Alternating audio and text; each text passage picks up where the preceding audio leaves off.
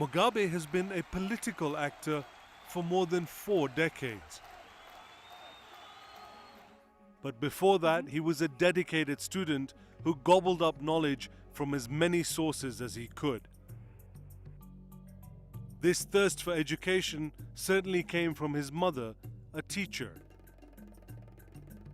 Robert Mugabe was born in 1924, just months after his country had become a British Crown colony and was named Southern Rhodesia. His religious parents named him Robert Gabriel Mugabe. In the Bible, the angel Gabriel is the messenger who imparts God's wisdom to many prophets. His father, a carpenter, disappeared when he was young, leaving the family after the death of one of Robert's brothers. But his mother worked hard to make sure he got a good education, sending him to a Catholic school. Young Robert Mugabe was identified as a clever lad by his teachers. I mixed with other boys. I played tennis ball with others, so on. Went to school with other boys, and so not quite a lot. But I could leave alone with 1 or 2 books of mine. Father O'Hay, an Irish priest and the headmaster at his Jesuit high school, became a father figure who encouraged his young charge to go into teaching. This priest, Father O'Hay, was an inspiration to him.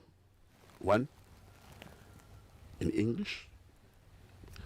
Robert Mugabe speaks English better than some of the British people. And he learned it from Father O'Hay. 2, swimming. He said, he's the priest who taught us swimming. Mugabe did become a teacher, but not before attending Fort Hare University in South Africa. He concentrated on history and English and earned a Bachelor of Arts degree in 1951. He then returned home to teach. But his education would continue. He started taking long-distance correspondence courses with the University of South Africa. He soon had a Bachelor of Administration diploma and, more importantly, by 1953, a Bachelor of Education degree. In 1955, he started teaching at Chalimbana Teachers Training College in Zambia, then called Northern Rhodesia.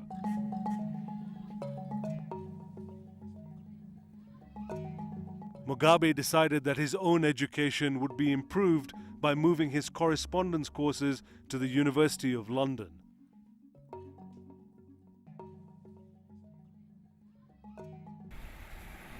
"34-year-old Robert's next teaching post in 1958 would be in Ghana.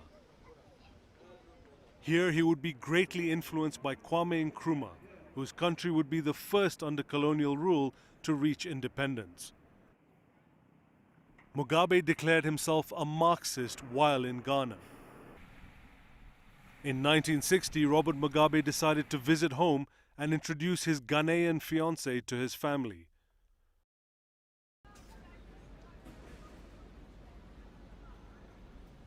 He was shocked at how things had changed in Southern Rhodesia.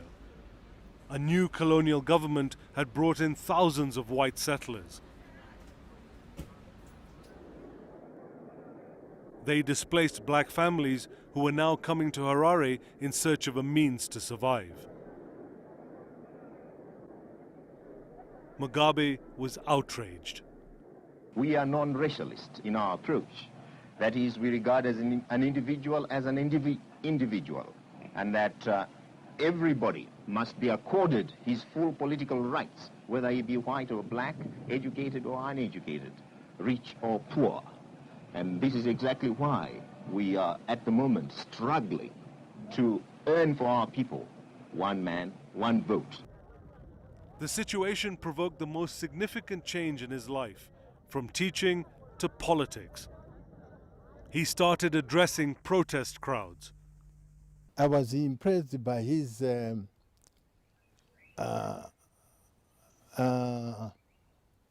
articulation of issues.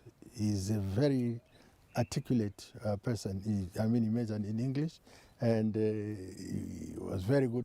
After only a few weeks back home, he was elected public secretary of the National Democratic Party.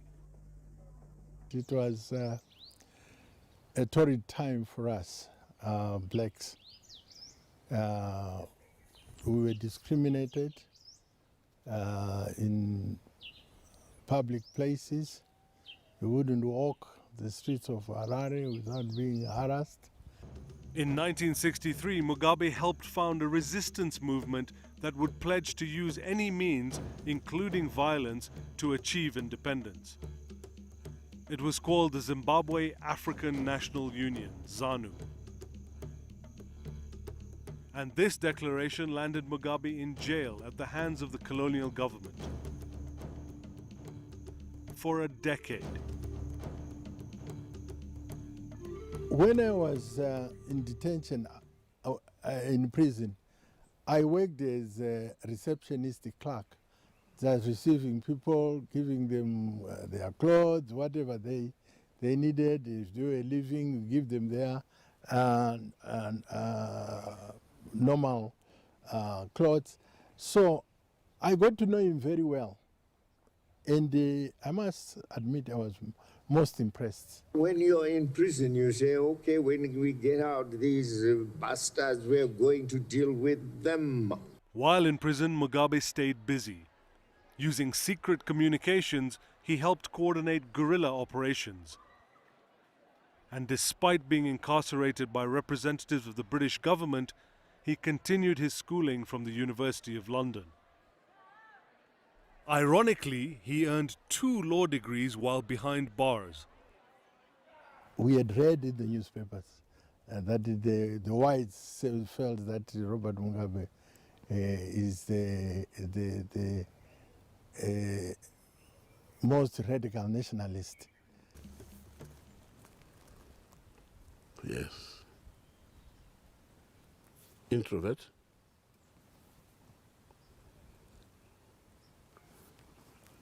One, you could, even if he was just standing, you could see him, he would just stand. And we see he's somewhere else. He's not where the body is. It's somewhere else. And then, but he's conscious of people around. But you would see he was planning all the time. And he struck me as someone civil, decent, educated. You would tell by the kind of behavior, the way he carried himself among other people, shyish.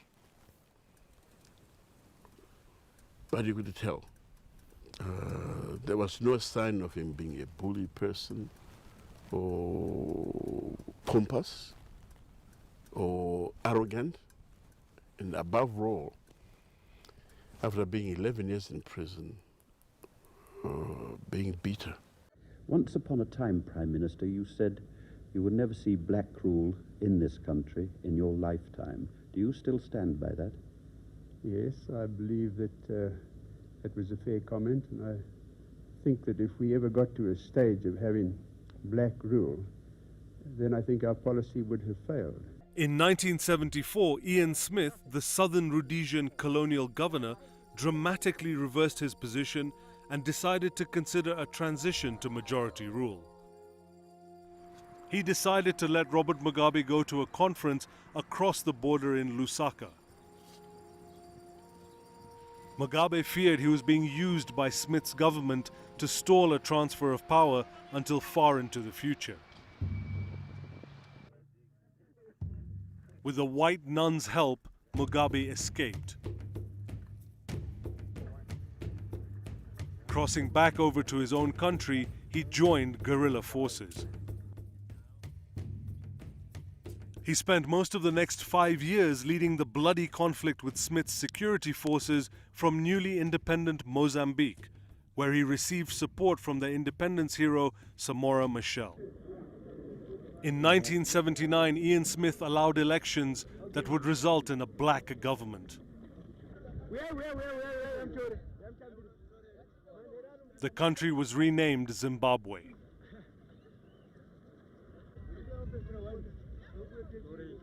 But those involved in fighting with the government, including Mugabe's ZANU-PF party, were left out. This evening, Lord Carrington pretended that all had been well, pretended that there had been progress. As far as the Patriotic Front is concerned, there have not been discussions at all with anybody in respect of the substantive matters regarding the ceasefire. And we insist that there can never be any agreement. This is just rubbish, absolute rubbish. Nobody will take cognizance of it. The international community did not recognize the new government. Eventually, a new internationally supervised election was held, and Robert Mugabe's ZANU-PF was victorious. He was named the new country's first prime minister. And he felt that he had the wisdom, education, and experience to bring success to a new nation.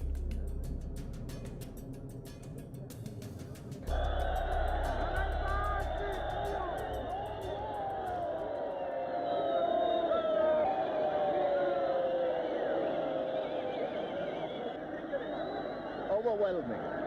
Absolutely fantastic.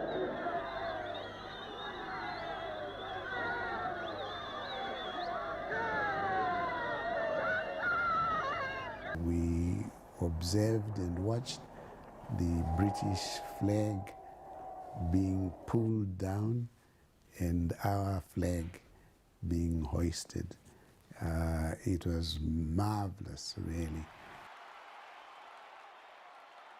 After those thousands who died, the bombs, but at the end of the day we say, well, these are bygones, and why should we look back? Let's look ahead and turn our swords. That's my speech, the speech I made in March 1980. Turn our swords into plowshares and become friends. This was an optimistic time in Zimbabwe. Every man got a right to decide his own destiny. Famed reggae musician Bob Marley came out to play a concert to celebrate this enormous achievement. So arm in arms, with arms, we'll fight this little struggle, children. That's the only way we can overcome a little trouble. And brother, you're right, you're right, you're right, you're right, you're right. So right. We gon' fight, we love to fight, we gonna fight it for rights. Not to mash it in a Zimbabwe, put the treaty code in a Zimbabwe. Africans are liberate Zimbabwe, I liberate Zimbabwe. No more. With African nationalism apparent everywhere one went, whites were preparing to leave for South Africa. The South African apartheid regime had its military clear a path for them at the border. He had seen what his friend Samora Machel went through with a mass exodus of educated Portuguese leaving in 1975. 200,000 whites were living in Zimbabwe, many managing important infrastructure like electricity and public transportation.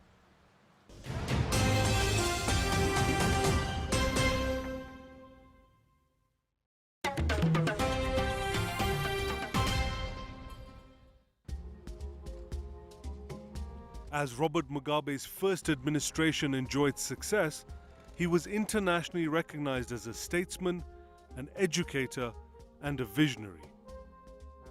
Zimbabwe became the diplomatic hub of the region, all because of meaningful sentiments that the president exhibited then. Honorary degrees were heaped on him by many prestigious institutions, including St. Augustine's University in Tanzania, Lomotosov State University in Moscow, Michigan State University in the United States, and Edinburgh University in the United Kingdom. Zimbabwe appeared on the road to a strong future. And Robert Mugabe appeared to be a leader with a long future.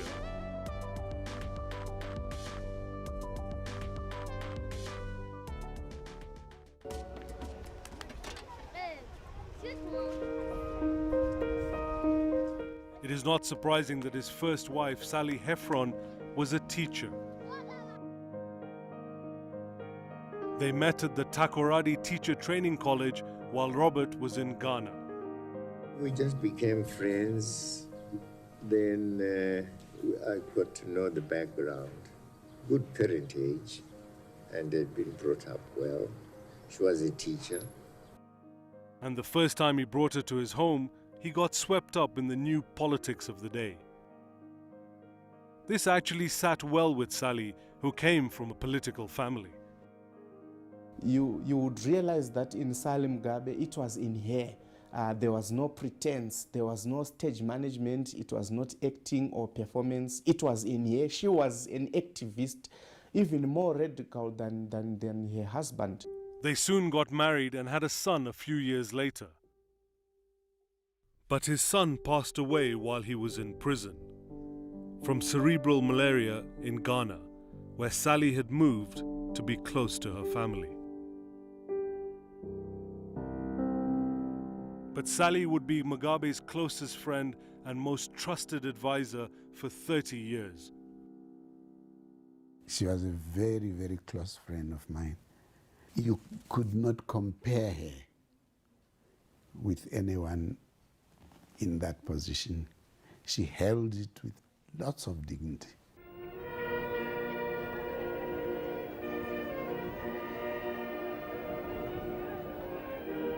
When she passed away in 1992, the whole country mourned.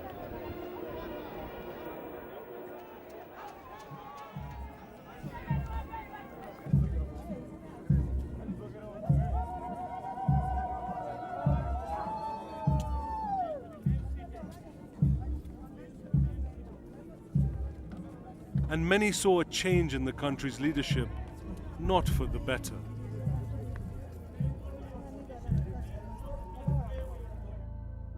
Before Sally's death, Robert had started an extramarital affair with his secretary Grace, who was also married to an Air Force pilot at the time. After Sally was gone, Yes. well, it was necessary for me to look for someone. And even as Sally was still, going through her last few days, although it might have appeared to some as cruel, I said to myself, well, it's not just myself needing children.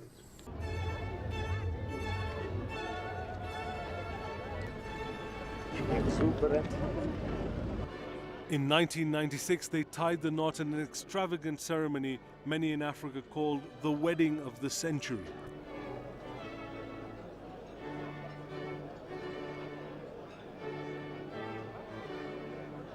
He is a modern husband because actually he's not fussy about anything. I do what I feel like doing, and we know at home with my kids rather than be in the political field. Many think she has Mugabe's ear as a political advisor without having the education or experience that Sally brought to her husband. They are light years apart. Sally was a stateswoman, she is not. A lot has been said pertaining to Grace Mugabe, especially how she is now the power behind Robert Mugabe, but this is not correct.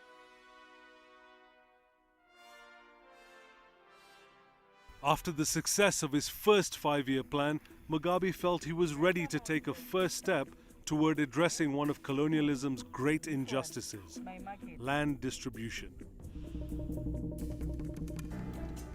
White farmers at the time held 15 million hectares of farmland. He would transfer 3 million into black hands.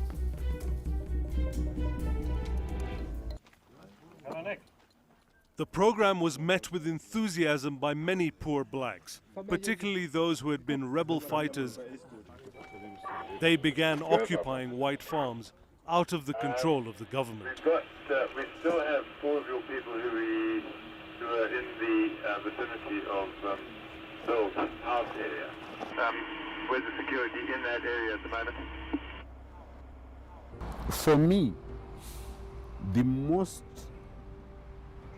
how shall I put it, remarkable, I would say, response of President Mugabe to the lawlessness that was taking place in the farmlands was when the Supreme Court made a judgment which said the invaders of land or the occupiers should be removed and the government should implement the land reform program in the manner that it had presented in its Phase 2 program.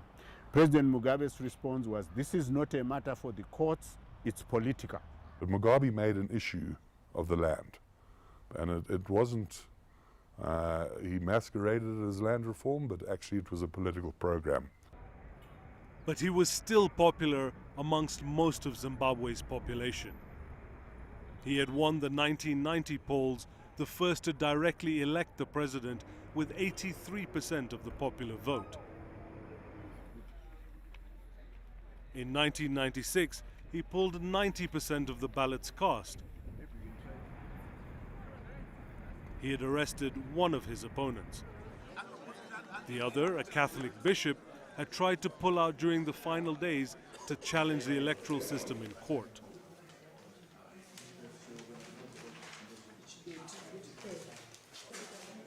Still, by 2002, he held off a strong opposition rival, Morgan Tsvangirai of the Movement for Democratic Change, by 14 percentage points. But the 2008 vote would see his leadership nearly rejected for the first time by his country. Robert Mugabe's golden years appeared to be in jeopardy. The whole basis of national confidence had been undermined. We saw an elite enriching itself at the expense of the people. And there were so many sectors of the Zimbabwean society which were seeing Mugabe centralizing power rather than allowing the freedoms that people fought for and sacrificed so much. This is our country together, and we will be together. Win or lose, we will still be there as a family together. And tomorrow will produce more elections, to be won, to be lost. And let's teach our people that these elections are not boxing matches.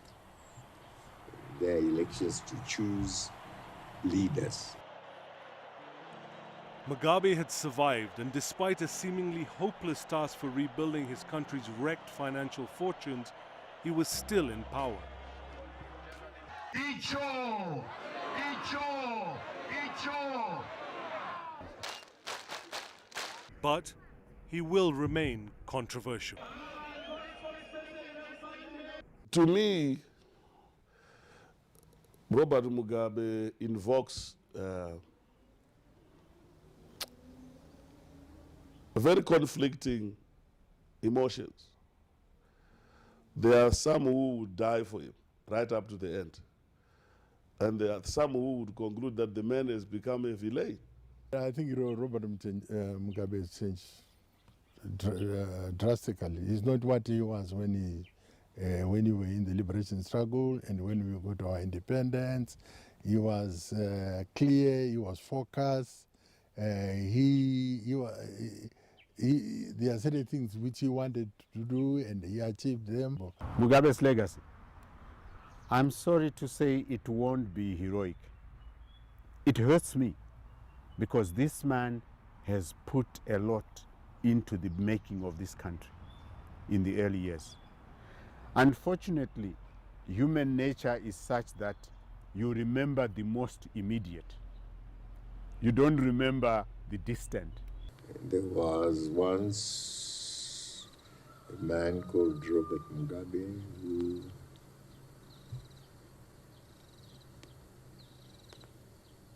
in the interest of his own people, fought the struggle to liberate them, and had ideas, ownership of the resources by his own people, and fact that the people should be united, should remain revolutionary, guard against colonial and imperial powers that seek to undermine authority, governments, and wanted, he desired right up to the end that his own people should be masters of their own destiny, and that is all. I don't desire to be known as anything greater than that. Do you have to die to be a hero? A national hero. Yeah. To me, so video mazikatire a hero. A national hero.